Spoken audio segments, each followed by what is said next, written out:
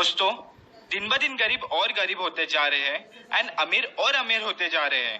क्या आपको भी मेरी तरह यही क्वेश्चन आ रहे हैं कि ऐसे क्यों? तो इस क्वेश्चन का आंसर रॉबर्ट कियोसाकी ने अपने book rich dad and poor dad में दिया है। रॉबर्ट ने इस बुक में अपने दो फादर के इन्वेस्टमेंट एंड लाइफस्टाइल को बताया है। पहले तो उनके खुद के डैड जो एजुकेटेड एंड इंटेलिजेंट है, उन्होंने 4 साल की पीएचडी बस 2 साल में ही कर दी थी। जबकि दूसरी तरफ उनके बेस्ट फ्रेंड के डैड जो ए स्टैंडर्ड भी पास नहीं थे, फिर भी वो हवाई के सबसे अमीर आदमी बने एंड जाते वक्त अपने फैमिली एंड चैरिटी के लिए मिलियंस ऑफ डॉलर रखे।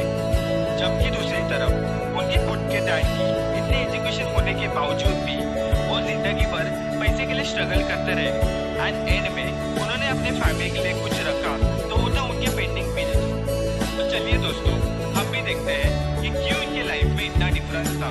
रॉबर्ट कियोसाकी के वो 3 प्रिंसिपल डिस्कस करते हैं जिससे हम भी वो यूज करके हमारे लाइफ में सक्सेसफुल बन सके। Lesson number 1, take education differently. Robert के पुअर डैड कन्वेंशनल एजुकेशन में बिलीव रखते थे और रॉबर्ट को वही कन्वेंशनल एजुकेशन लेकर किसी बड़ी कंपनी में जॉब करने के लिए इंस्पायर करते थे।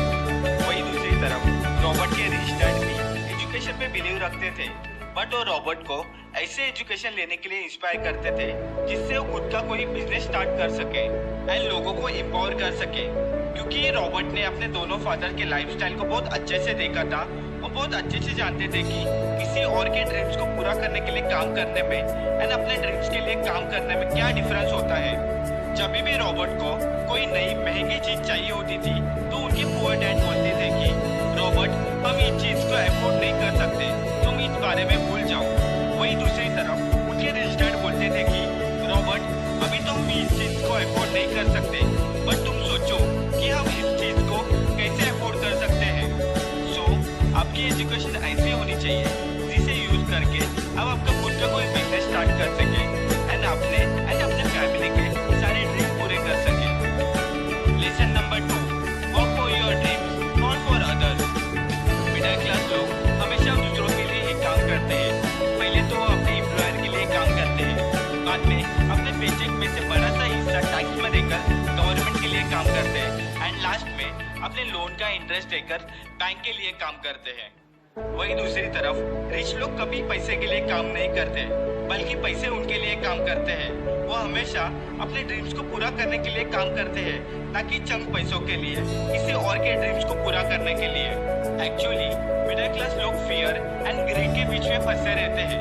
वो कहीं पुअर ना हो जाए इस डर से और अपने एम्प्लॉयर के लिए हार्डवर्क करते हैं एंड अपनी सैलरी बढ़ने का वेट करते रहते हैं। वही दूसरी तरफ रिच लोग अपना टाइम एंड पैसे खुद में इन्वेस्ट करते हैं। वो उनके मनी एंड टाइम को ऐसे स्पेंड करते हैं जिससे उनके पैसे और पैसे बनाए।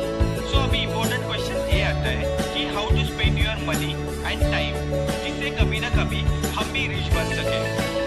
Lesson number 3, rich invest in asset, poor invest in liabilities. अगर सिंपल लैंग्वेज में समझा जाए तो एसेट वो चीज है जो आपके जेब में पैसे डाले एंड लायबिलिटी वो चीजें हैं जो आपके जेब से पैसे निकाले। अगर मैंने उसे किसी को चलाने के लिए रेंट पे दिए एंड उससे मुझे मंथली पैसे आ रहे तो मेरी एक एसेट है।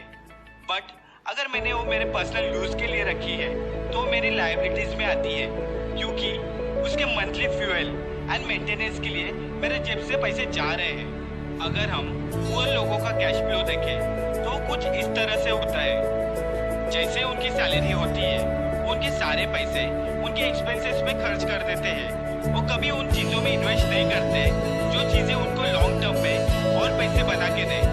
मिडिल क्लास लोगों का कैश फ्लो कुछ इस तरह से होता है, जैसे उनको उनका पेचेक मिलता है वो पहले उनकी इनकम अपने एक्सपेंसेस में खर्च कर देते हैं एंड एक्सपेंसेस के बाद भी जो पैसे बचते हैं वो ज्यादातर उनकी लायबिलिटीज में खर्च हो जाते हैं एंड जैसे जैसे उनकी इनकम बढ़ती ही जाती है उनकी लायबिलिटीज भी बढ़ती ही जाती है।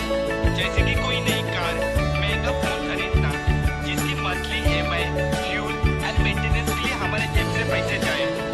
मिडिल क्लास लोगों के पहले एक्सपेंसेस एंड लायबिलिटीज में खर्च होने के बाद जो भी कुछ पैसे बचते हैं उससे उनके थोड़े बहुत एसेट बना लेते हैं, जैसे कि बैंक में कोई फिक्स डिपॉजिट या रिटायरमेंट सेविंग। इनके एसेट इनके लायबिलिटी से बहुत कम होते हैं। ज्यादातर लोग अपने घर को अपना एसेट समझ लेते हैं, बट वो हमारा एसेट नहीं, हमारी लायबिलिटी है, क्योंकि इसके ऊपर मंथली हमारे जेब में से पैसे जाते हैं अनलेस हम उसको रेंट पे ना दें। अगर हम रिच लोगों का कैश फ्लो देखें तो कुछ इस तरह से होता है। जैसे ही उन्हें उनका कोई पेचेक रिसीव होता है, वो सबसे पहले अपने आप में इन्वेस्ट करते हैं, अपने एसेट बनाने में अपने पैसे खर्च कर देते हैं। जैसे कि कोई बॉन्ड, कोई लैंड परचेज करना, किसी बिजनेस में इन्वेस्ट करना जो उन्हें लॉन्ग टर्म में अच्छे रिटर्न्स दे। एंड उसके बाद जो पैसे बचते हैं उससे वो अपने लायबिलिटीज में खर्च कर देते हैं। इन लोगों की लायबिलिटीज उनके एसेट से बहुत कम ही होती है। ये इम्पोर्टेंट नहीं कि हम कितना कमा रहे हैं, बल्कि उससे इम्पोर्टेंट है कि हम हमारे पैसे को कैसे खर्च कर रहे हैं। सो हमें रिच बनने के लिए हमारे एसेट को बढ़ाना होगा, ना कि अपने लायबिलिटीज को। अगर आपको रिच बनने का एक बर्निंग डिजायर चाहिए तो आप मेरी वीडियो ऊपर आते हुए आई बटन को क्लिक करके देख सकते हैं। इसमें मैंने डिटेल में सारे स्टेप्स बताए हैं जिससे आप रिच बनने के लिए एक बर्निंग डिजायर, एक जुनून क्रिएट कर सकते हैं। सो फाइनली, अगर आपको ये वीडियो पसंद आए तो इसे लाइक